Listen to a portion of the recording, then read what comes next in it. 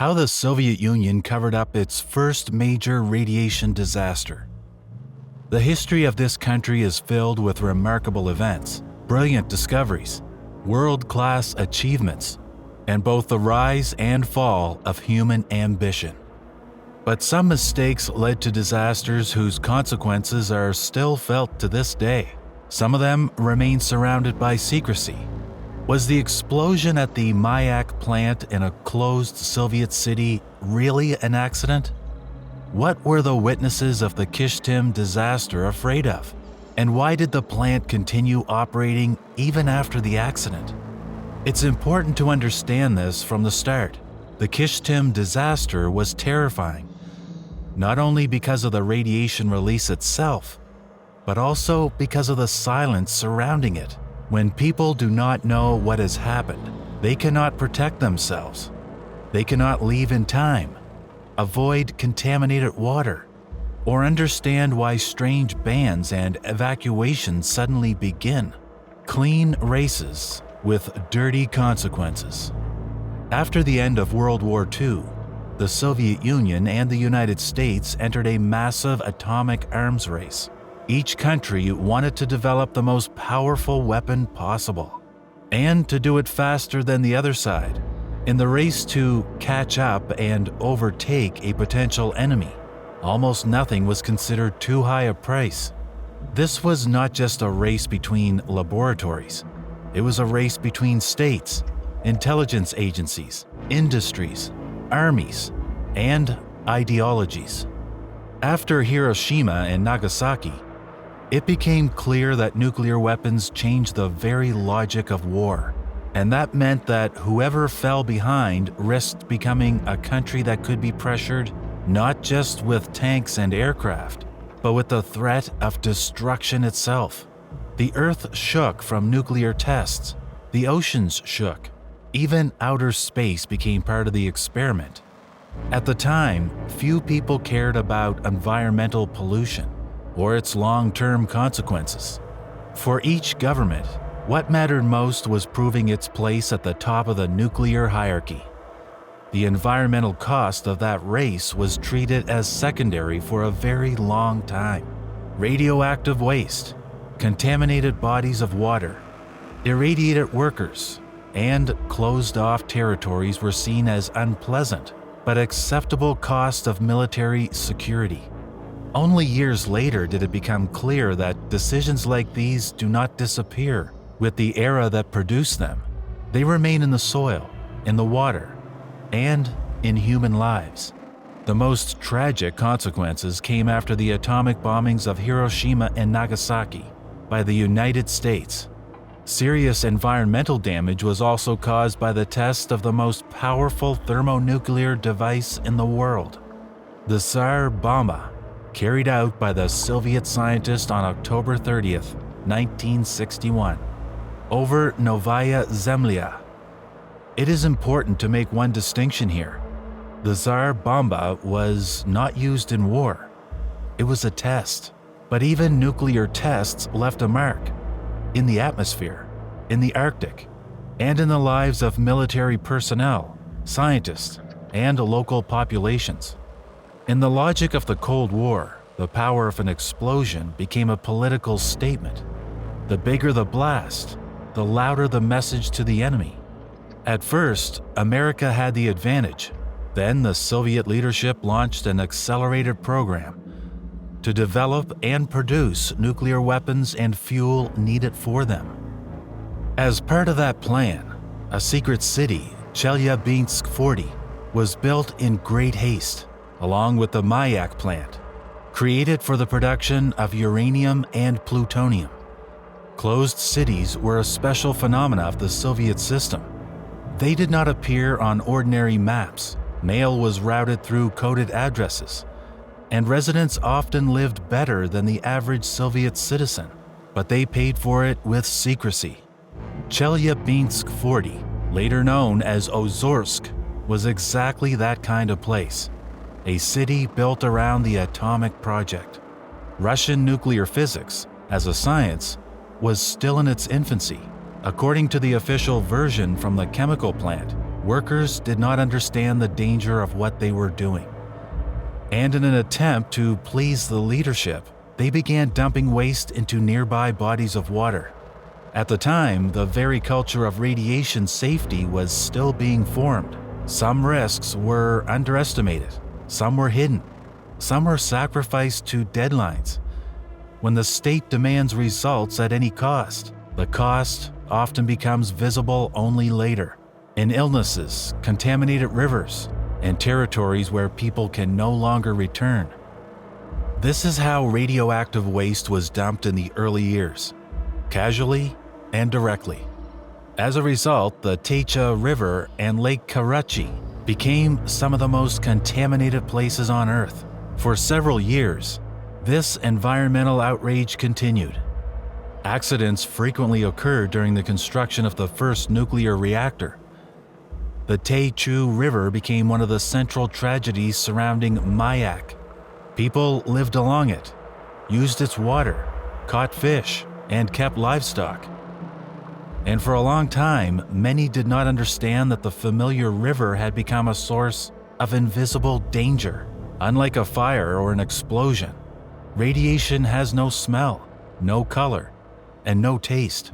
That is what makes it so treacherous. The storage facility for liquid radioactive waste consisted of steel tanks set on a concrete base almost 8 meters deep. Because the contents produced heat due to their radioactivity, a cooling system was installed around each tank. This was the key point. High-level radioactive waste cannot simply be placed in a tank and forgotten. It continues to generate heat, which means it requires constant cooling and monitoring. If the cooling system fails, the tank begins to overheat, pressure builds, chemical processes accelerate, and all of it can end in disaster. A view of the storage tanks containing radioactive materials from the southwest. Possibly because of the lack of precise equipment, the operator did not notice that the water level in the system had dropped. A failure occurred, and the system shut down.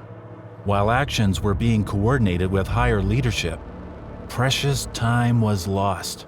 Then the explosion thundered. Then again, perhaps a technical error occurred during the waste disposal process. According to the most common explanation, the cause was the loss of cooling in a tank containing high-level radioactive waste. This was not a nuclear explosion like an atomic bomb. It was a chemical and thermal explosion of a container filled with radioactive material.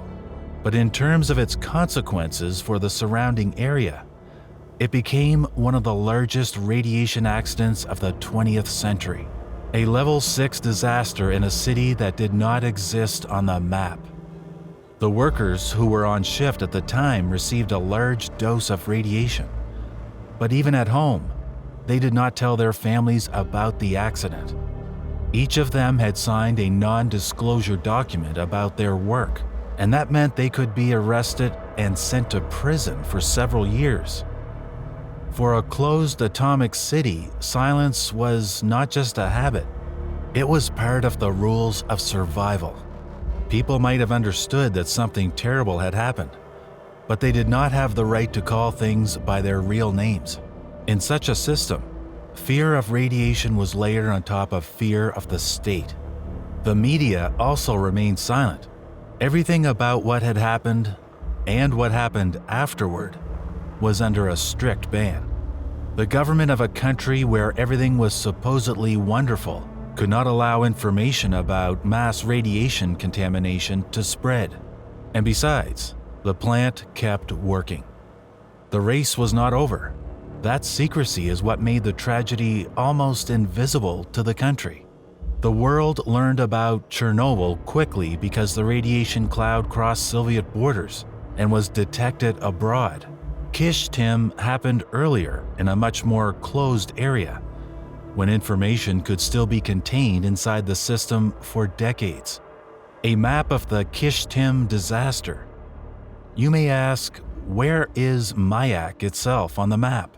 No one knows. It was classified. Today, on the International Nuclear Event Scale, The disaster is ranked as the third most serious in terms of its impact on the population. Only Ukraine's Chernobyl and Japan's Fukushima Daiichi rank higher. As a result of the Kyshtym explosion, a radioactive cloud spread over an area of more than 52 square kilometers. It's important to understand that different sources give different figures for the contaminated area. It depends on what level of radiation is considered significant and which zone is included in the calculation.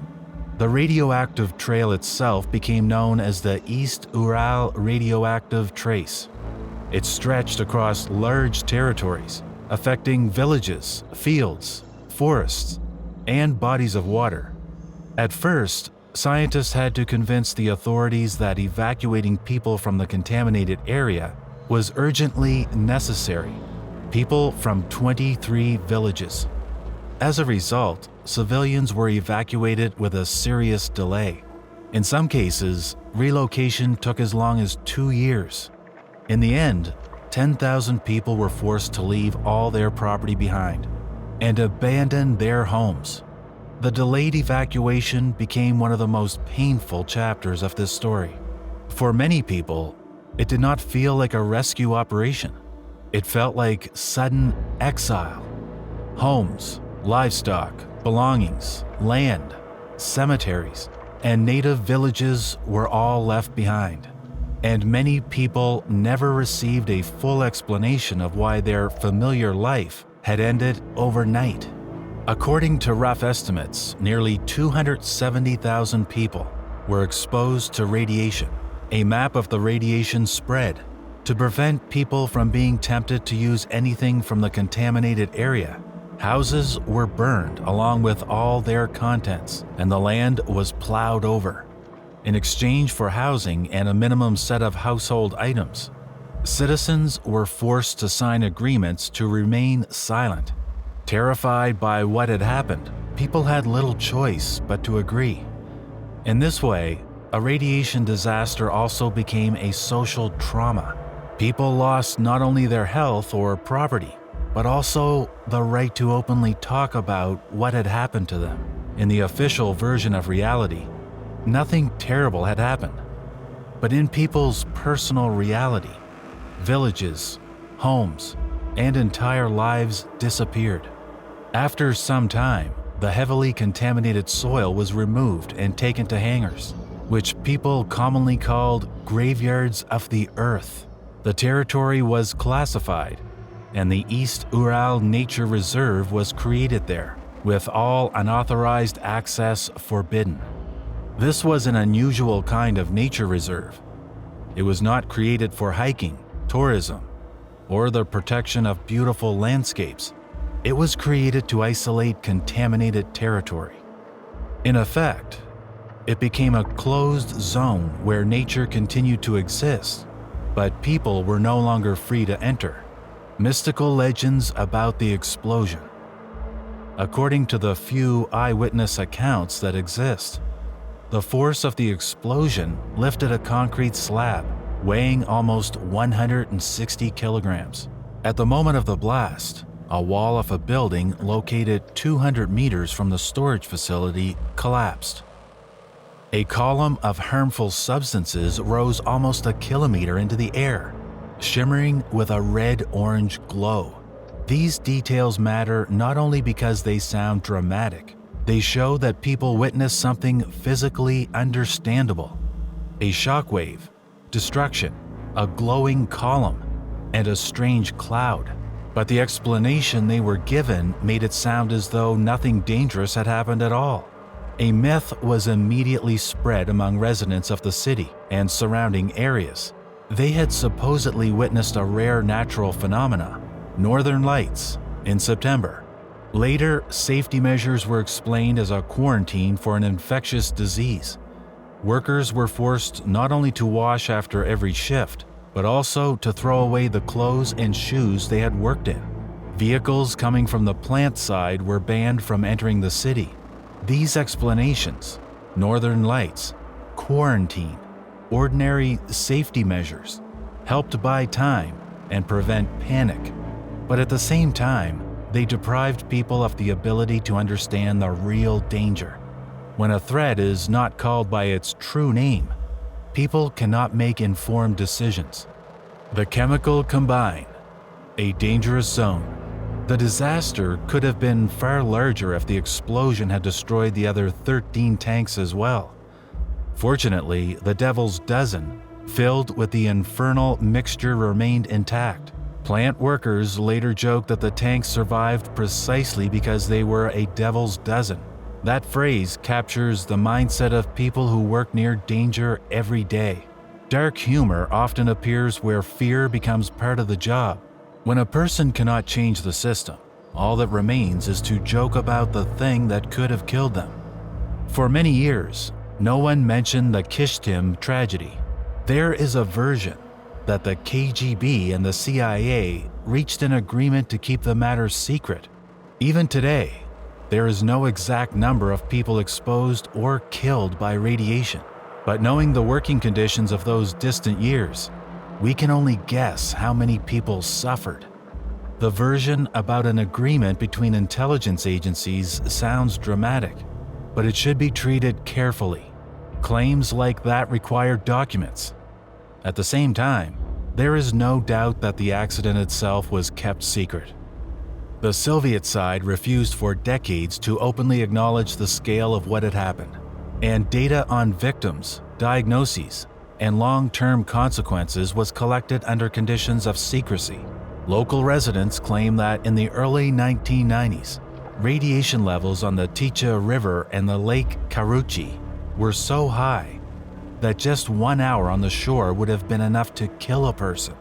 Lake Karachi truly became one of the most frightening symbols of radioactive contamination.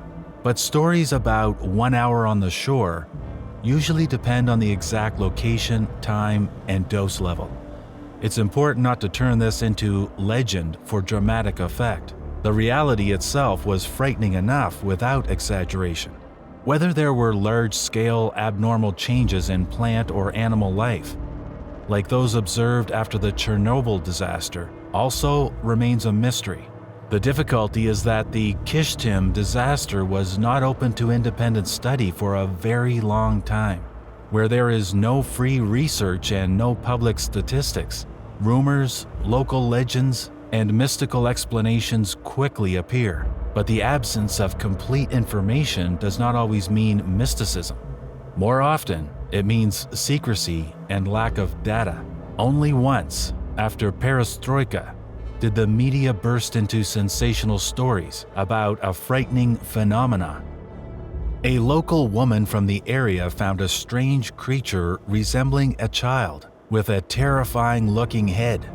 The elderly woman named it Alyoshenka, fed it porridge and candy, and told her neighbors that it was her little son. The story of Alyoshenka became one of the most famous urban legends of the Urals.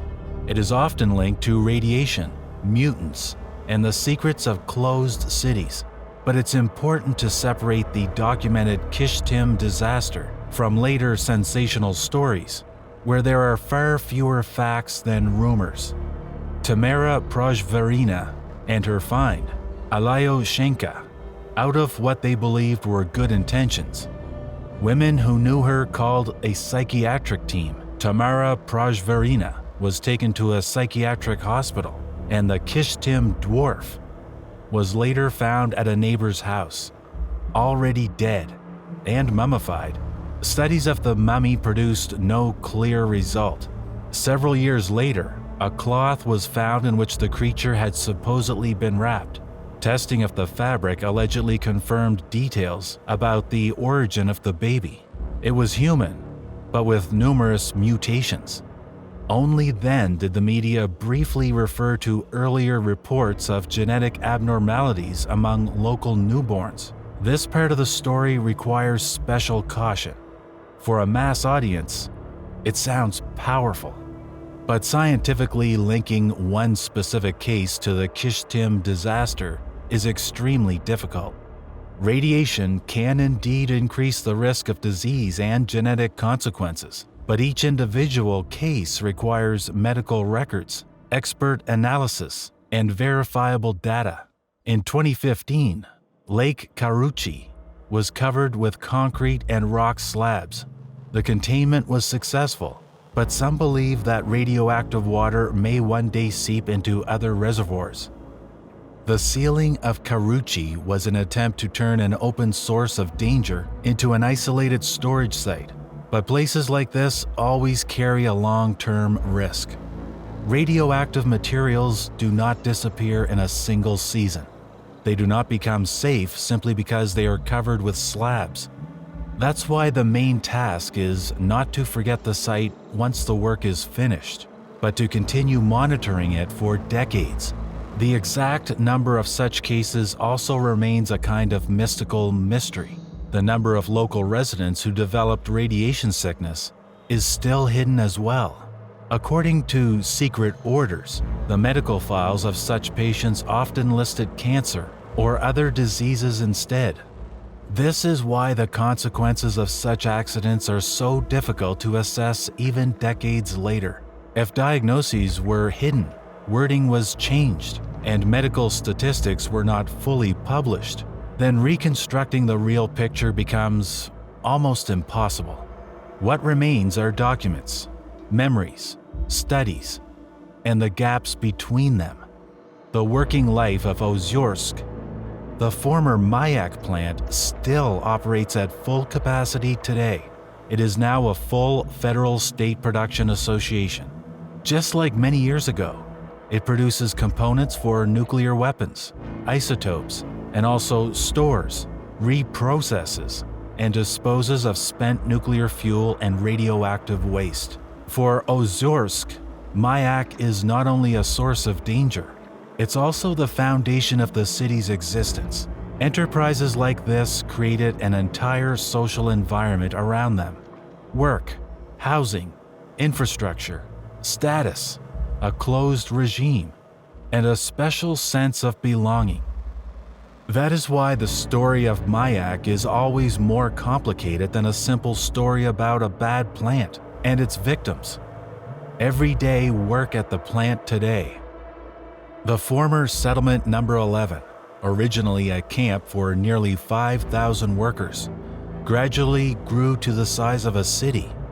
Chelyabinsk 40, later Chelyabinsk 65, is now called Ozyorsk. Radiation levels in the residential zone are normal, but inspections have revealed health consequences among residents from repeated exposure to radiation. This is the paradox of closed atomic cities. On the one hand, they are places of advanced engineering culture, science, and industry. On the other hand, they are places where the price of secrecy and technological breakthrough could be far too high for ordinary people living next to production. A modern radioactive waste storage facility, 100 titanium tanks, each 14 meters tall, and holding 280 cubic meters. After perestroika, some information about the Kyshtym explosion and the environmental drama that followed became publicly available. However, the State Security Service still keeps some facts secret. That is why the Kyshtym disaster remains not only an ecological and technological catastrophe, but also a story about silence. A story about how state secrecy can outlive the accident itself, outlive the era that created it, and continue for decades to prevent people from fully knowing what really happened to their land, their relatives, and their health.